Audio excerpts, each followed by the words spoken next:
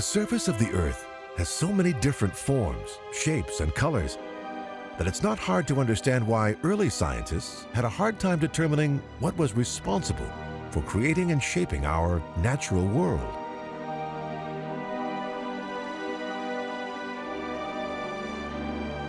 In the early 19th century, most European scientists believed that volcanoes and earthquakes were the primary forces that created the landscape around us.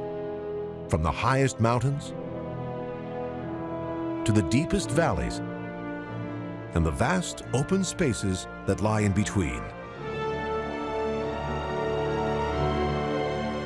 But in 1858, an American geologist named John Newberry changed that thinking after he arrived in the Grand Canyon.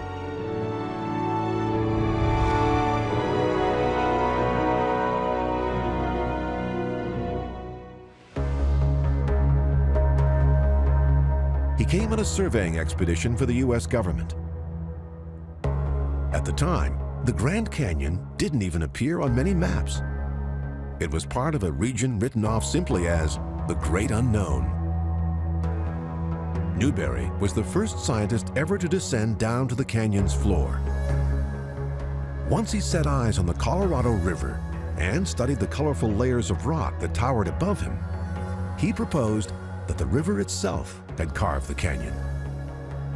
It was a radical theory for the middle of the 19th century. It suggested that it would have taken millions of years to carve the canyon, which would mean that the Earth had to be much, much older than most people imagined. Today, most scientists agree that Newberry was right about how the canyon was formed.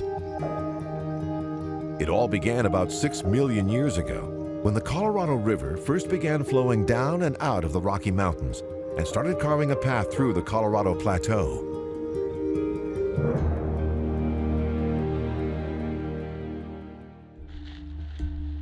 Wildlife management hasn't always been so successful for the Park Service.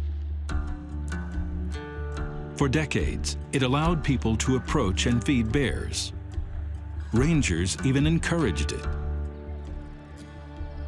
They allowed garbage dumps to become bear bait, even setting up bleachers for people to watch. It brought in the crowds, but ruined the bears.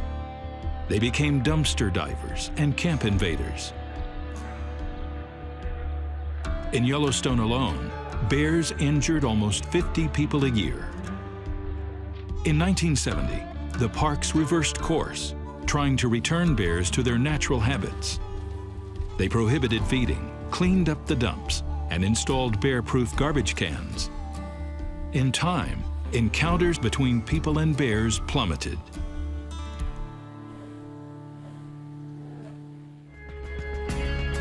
It lies south of the Canadian border, covers 1,600 square miles, and is known as Glacier National Park. It's home to some of the most awe-inspiring peaks in the lower 48. More than 70 million years ago, crashing tectonic plates first pushed up these mountains. Much more recently, during the last ice age, 10,000 years ago, giant glaciers carved out new valleys and formations as they passed. It's called Glacier National Park, both for the 25 glaciers that still remain and for their behemoth forefathers, the ones that sculpted this incredible landscape. Evidence of their enormous power is everywhere. This rocky pinnacle called a horn was created when two glaciers slid along both sides of a single mountain, sculpting what lay in between into a spectacular peak. In 1885, a naturalist named George Bird Grinnell visited Montana, fell in love with its glaciers, and decided he would work to preserve the area as a national park so that mining tycoons didn't ruin its natural beauty. Far away in Montana, hidden from view by clustering mountain peaks, he later wrote, lies an unmapped northwestern corner, the crown of the continent. Grinnell worked tirelessly for years, and finally, in 1910, a quarter of a century after he first visited Montana, President William Howard Taft signed a bill to create Glacier National Park. Still, One wily tycoon succeeded in finding a way to cash in on this epic landscape. But he didn't do it with oil rigs or gold mines. He did it by tapping another great American resource: tourism. At the time, Americans were spending hundreds of millions of dollars traveling to Europe for vacation. Railroad magnate Lewis Warren Hill wanted to bring them to Montana instead, on his Great Northern Railway. So the railway helped promote Glacier National Park by calling it America's Switzerland, and with billboards that read, "See America First." Once visitors arrived here and stepped off Hill's trains, they found comfortable Swiss-style lodgings. Many Glacier Hotel, named for the park's many glaciers, opened in 1915 and promised Americans the full Swiss experience, from alpine architecture to bellhops in Lederhosen. It still thrives today as an historic hotel. For those looking for a truly rustic experience, there were also the Sperry Chalets. These backcountry chalets can only be reached by hiking over 6 miles or on horseback. Yellowstone has half of all the known geysers in the world, around 300 in all. Here, at the Clepsydra Geyser, cold water flows into tight crevices in Yellowstone's molten core and explodes into steam. Clepsydra's been erupting almost continuously since 1959. Its plumes of water can reach up to 40 feet, making it one of Yellowstone's most reliable and photographed sites. But the meeting of water and hot stone here doesn't always bring such explosive results. Nearby, the calm waters of the Excelsior crater seem to invite the unwary for a swim. But don't be fooled. That beautiful blue color means the water is so hot, not even the hardiest bacteria can survive. This same deadly blue lies at the center of what is, without doubt, one of nature's most amazing sights. A place that alone lures thousands of people from around the world to Yellowstone. It's known as the Grand Prismatic Spring.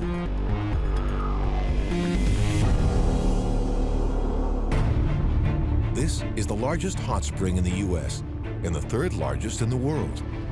Its blue core may be deadly, but the colorful cooler bands at its edges are evidence the Grand Prismatic is also home to plenty of life. Each band supports a unique bacteria or algae that creates a color of its own. When visitors on the boardwalk of the Grand Prismatic cross patterns that look like giant flames, they are stepping over descendants of some of the earliest forms of life on Earth. These microbes, called thermophiles or heat lovers, thrive in extreme environments like the waters of Grand Prismatic Spring. There are literally billions of these tiny orange-colored microbes here. So many, they create dramatic flame-like patterns that look like a work of art that was painted by Mother Nature herself. Getting a chance to experience this colorful, steaming cauldron is why many come to Yellowstone in the first place. But there's nothing like seeing it all from the air. By the end of the 19th century, America's plains and forests were nearly empty of wildlife. But out of that carnage, Hornaday, Roosevelt, and others began to forge a philosophy that became the roots of modern conservation.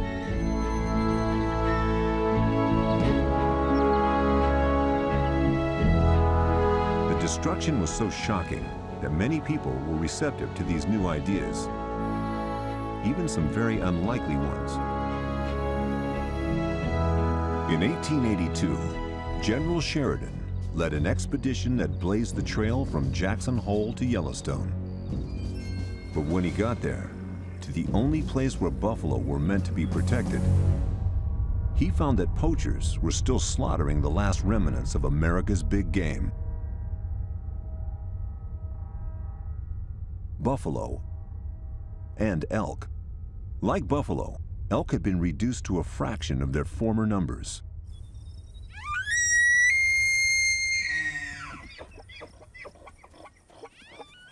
Towards the end of the 19th century, this was one of the few places which still echoed to the bugling of rutting elk, as bulls defended their herds of cows and thrashed the vegetation, showing off their virility.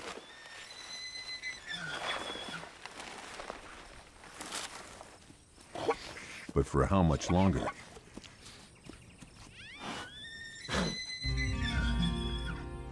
Sheridan's enemy had been the Indians, not the buffalo. He was now disgusted by the slaughter of these great symbols of American wilderness.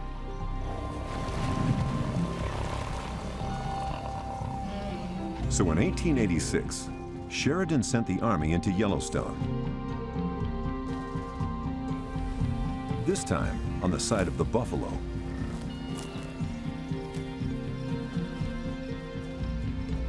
The man who had helped push the buffalo close to extinction was now fighting to protect it. Yet even protected by the army, there were only 23 animals left in Yellowstone. They were right on the brink. One bad winter could wipe them out. And these were the last of the truly wild buffalo. On this January day, the river's exit is locked in ice, reduced to a few steaming pools. Critical refuge for a species that once faced extinction. Nearly all the trumpeter swans in the Rocky Mountains migrate here each winter. They flock to open water heated by geothermal springs. But even in this sanctuary, safety is not a given.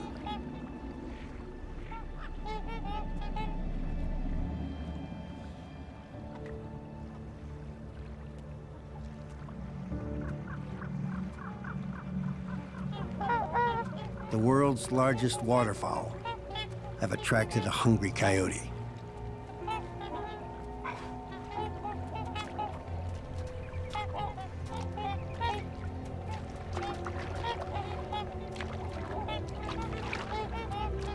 Hunting on the frozen river is a challenge. There's no cover, nothing for the coyote to hide behind. It must be patient and wait for a misstep.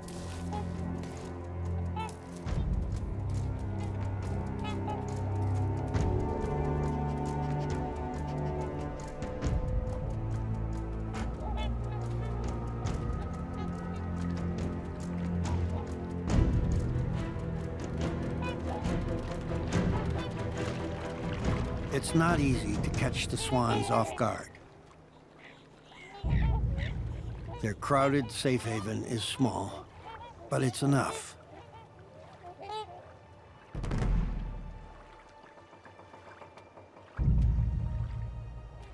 Those lingering farther from the water won't be able to make such a quick escape. Gathering momentum to lift the 20-pound body into the air takes time.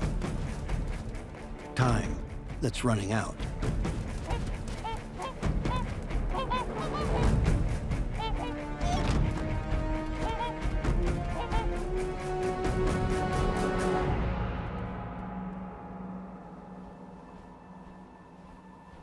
The coyote watches its chance fly away.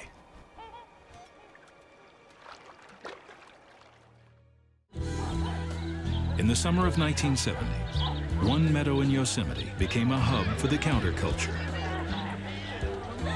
Getting back to nature was now in vogue. But they were not just passing through.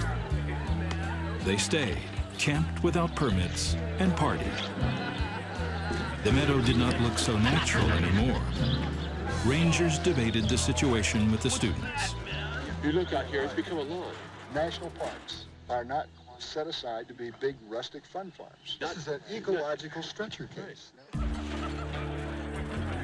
The Park Service tried to find the line between use and abuse, between enjoyment by the public and enforcement of the rules.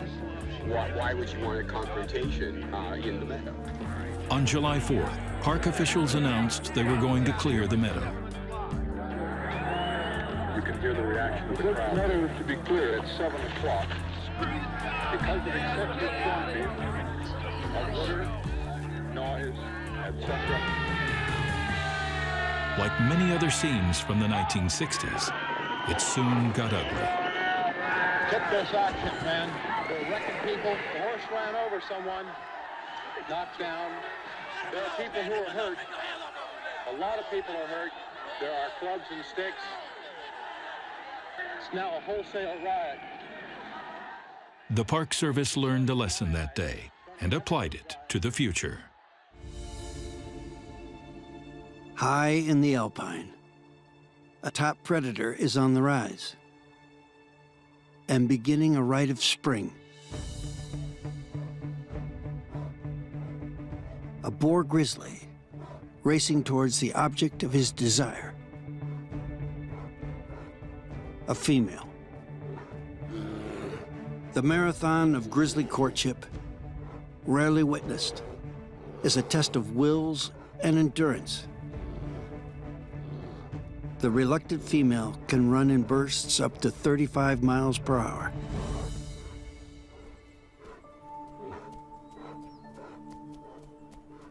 The boar must keep pace or risk losing her to a rival.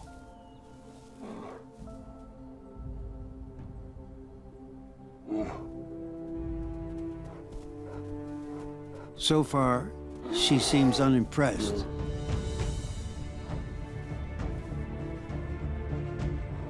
The pursuit could last for days.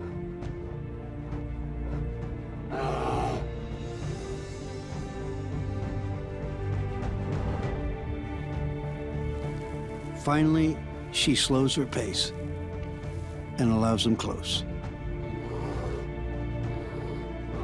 But not too close.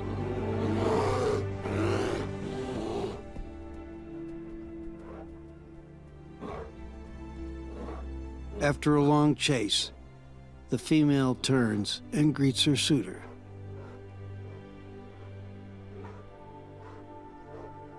His trial is over.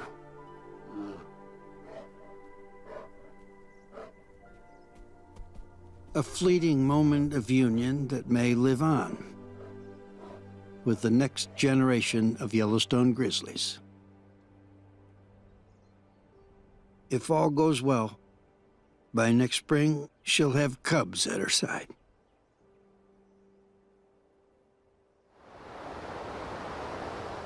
For all the wildlife that exists here, it is the life beneath the surface of Yellowstone that attracts the most attention from scientists and tourists. One of the most unique ecosystems in the world, Yellowstone is home to more than 2/3 of this planet's geysers, the largest concentration in the world. From above, the park looks like steam rising after hundreds of small fires. But from the ground, one sees geysers, hot springs, steam vents, and mud pots percolating throughout the landscape.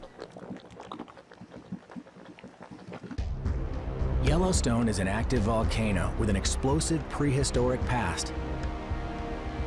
The last major eruption here was 640,000 years ago, blasting 240 cubic miles of magma into the atmosphere. Then the ground collapsed, creating an enormous crater-like impression called a caldera. Since then, there have been many smaller eruptions, and on a yearly basis, thousands of earthquakes occur here. Scientists anticipate that a volcanic eruption will take place here sometime in the future.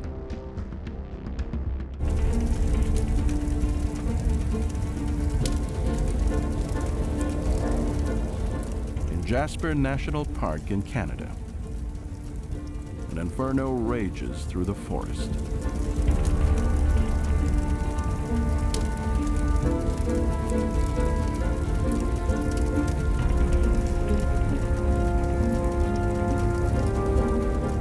with flames reaching 196 feet high.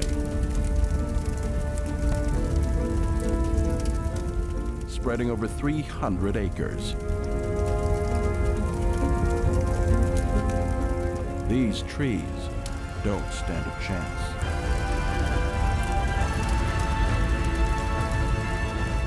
But that's all part of the plan. This fire was deliberately set.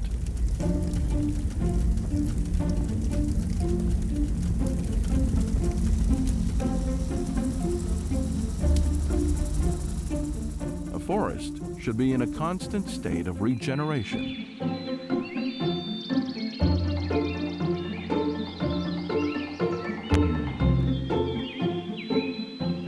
When trees get too tall, they block all the sunlight from hitting the ground. This stops smaller plants from growing, which means grazing animals can't feed.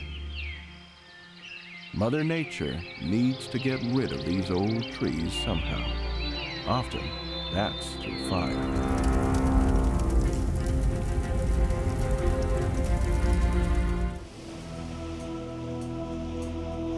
Some geysers erupt as often as every 2 minutes.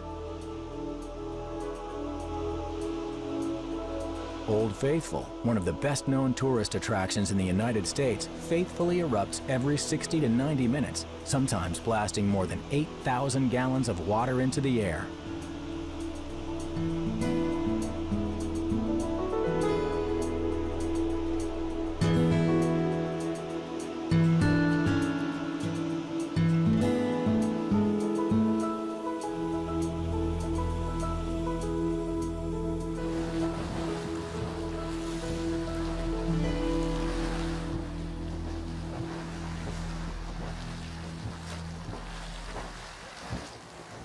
In the southwest part of the park, 200 geysers erupt from the ground.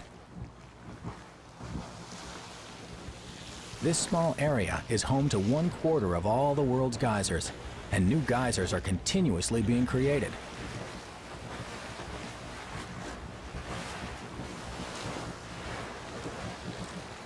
The smell of sulfur, kind of like rotting eggs, emanates from this area.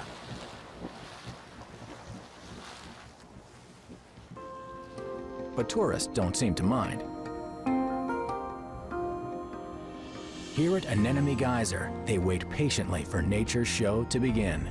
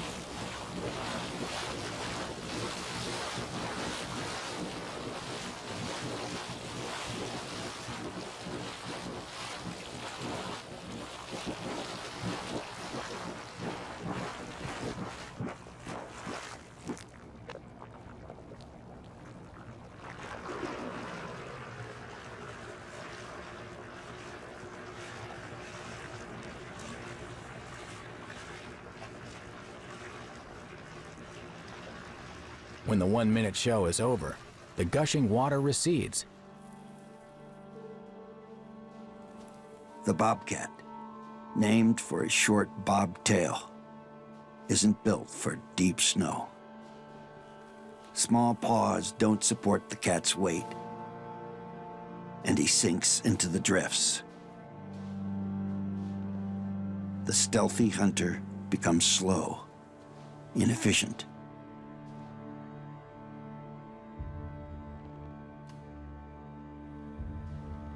Bobcats usually avoid the snowiest regions of Yellowstone when winter arrives. But this cat may have been lured by an unusual opportunity. Open water. An oasis in a frozen world. It becomes a refuge for waterfowl, who in turn attract the bobcat. Bobcats are not by habit creatures of the water. They're elusive hunters, rarely seen. But the hungry cat must try his luck here, in the open.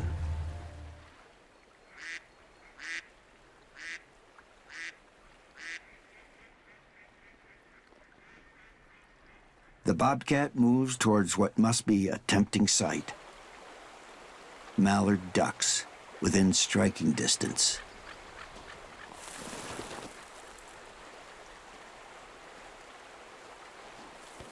The cat's bold approach should concern the ducks, but they don't panic.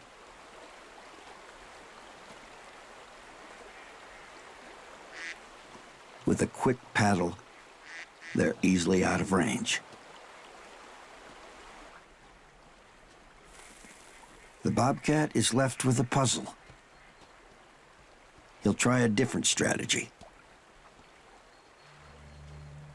Hide and wait. Let the ducks come to him.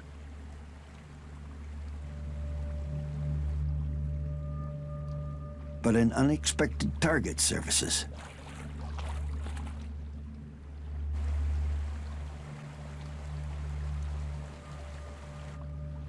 A muskrat. Blissfully unaware of the unlikely stalker.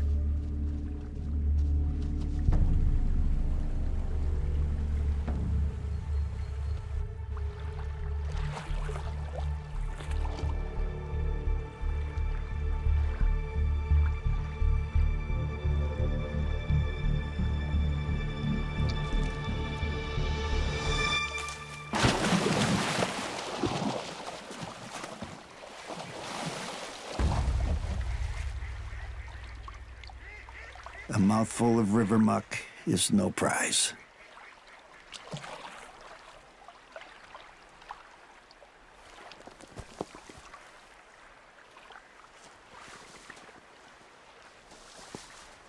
In this cold, water is the cat's enemy.